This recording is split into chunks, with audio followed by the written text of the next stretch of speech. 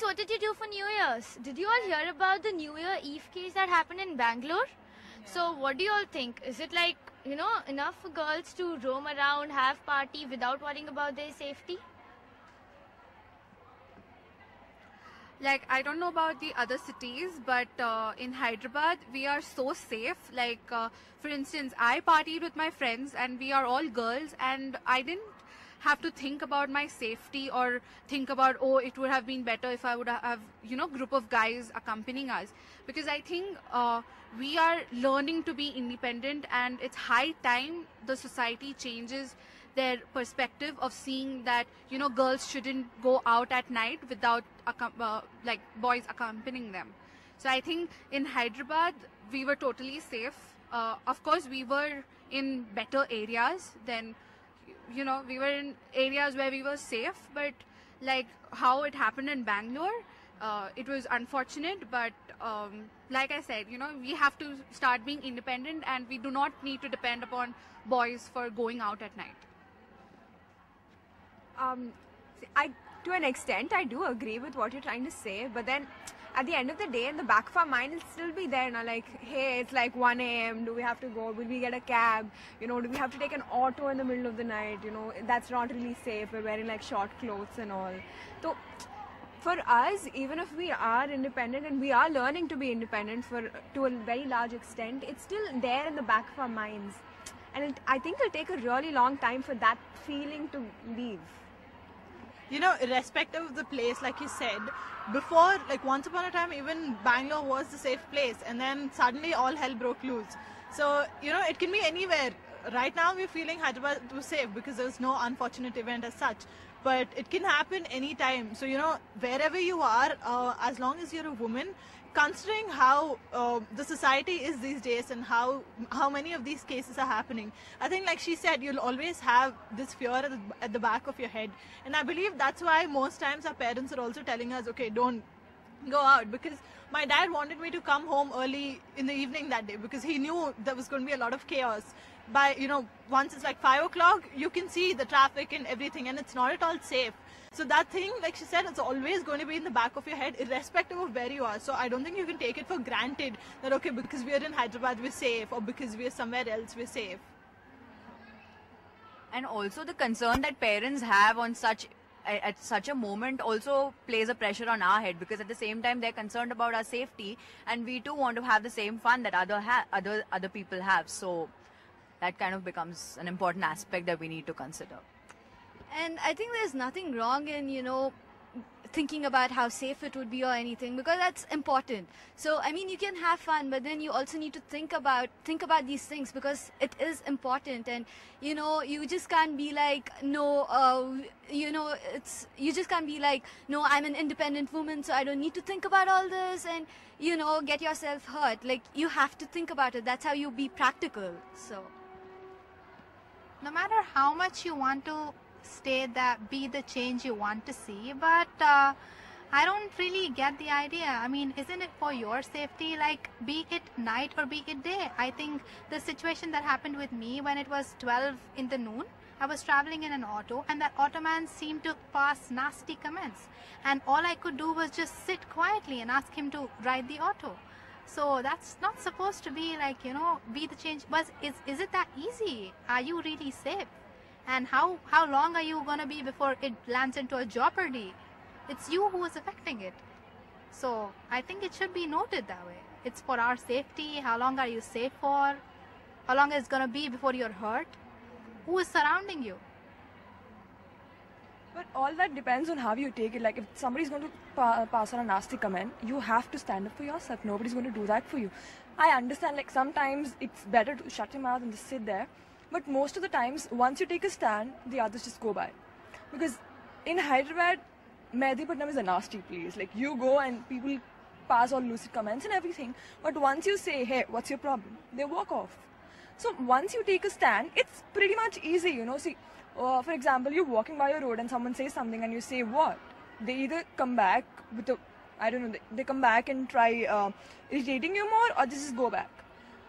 The main reason they do this is because they think you will not say anything. So once you standing up for yourself and you see that you can take care of yourself, I don't think there's any need for you to step back or something.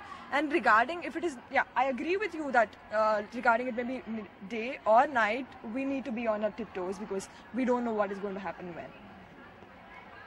So I believe, as she said, precaution is always better than cure. So it's always better to be safe than sorry. So why not always take a stand for yourself before anything, you give a chance of something happening to you in the first place.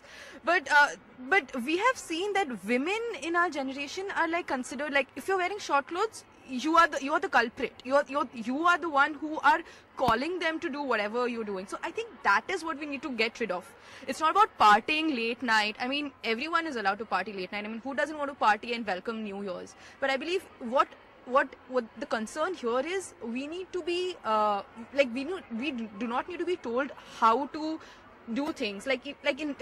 In case of boys, they can do whatever, like they can come home as late as 3 or 4 in the night, and they wouldn't be questioned. Why is it only with the girls? So I believe we don't have to constantly think about being safe or not. It's more like we need to be given some restrictions, but to a certain extent that we like have a say later.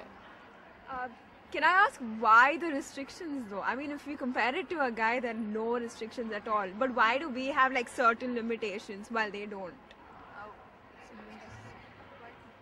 I personally think that these restrictions are imposed upon us not because of the city we're living in, but because the mentality of the people we're living around. Because very honestly, like I spent my New Year's this year in Bombay, and the restrictions that I had there were nothing. Like I was allowed to go out at whatever time, come back home like early in the morning, like when the sun was rising. But when I'm here, I do have restrictions. I'm not trying to say Bombay is a safer city, but it's just the people who you are around and the mentality of the people. I think that is the reason why our parents, impose the restrictions and give us the thing that we normally call curfews.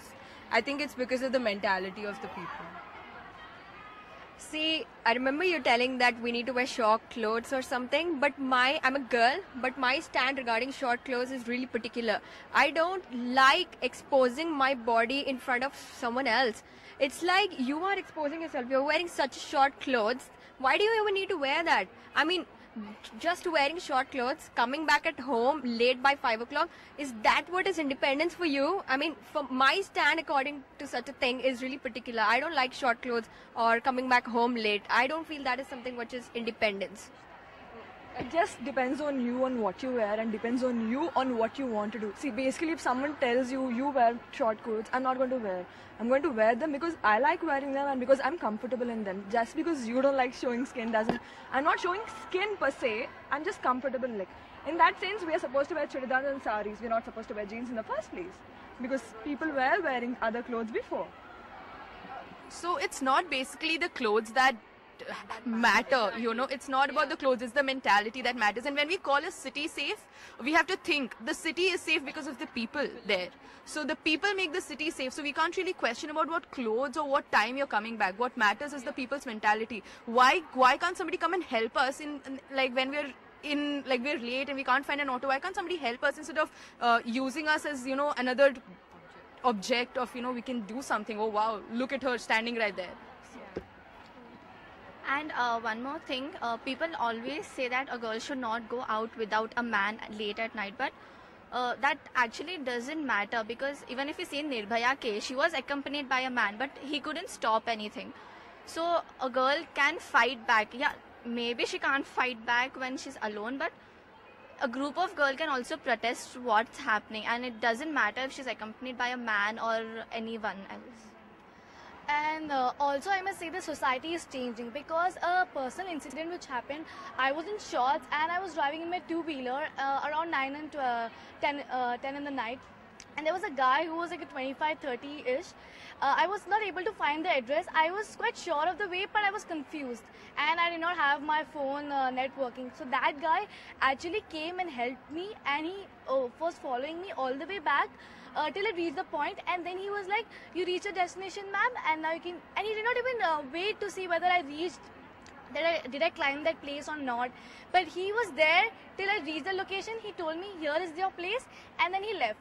So, you know, they are good people also. And I feel Hyderabad is safe because that day my parents were concerned about my safety. Then I called them and told that there was a guy helping me out, and then they were like, you shouldn't have taken help from that guy, he would have done something to you. But then, you know, what that guy did, I could make out from his face that, you know, he had good intentions. So there are good people in Hyderabad too, and society is changing.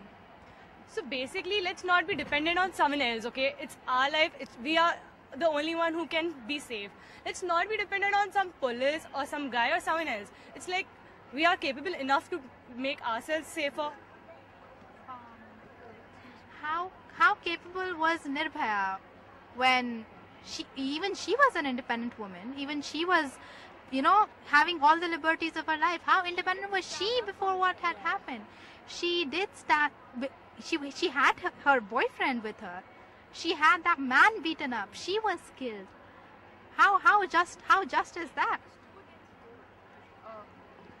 Yeah, we often end up looking at a very outer reality, wherein if you see in case of She Team, you see She Team is very much active only in the city areas. But when you go to certain places like Secunderabad, Rati File, I myself feel so unsafe. So let's not, I somewhere support Kashifa.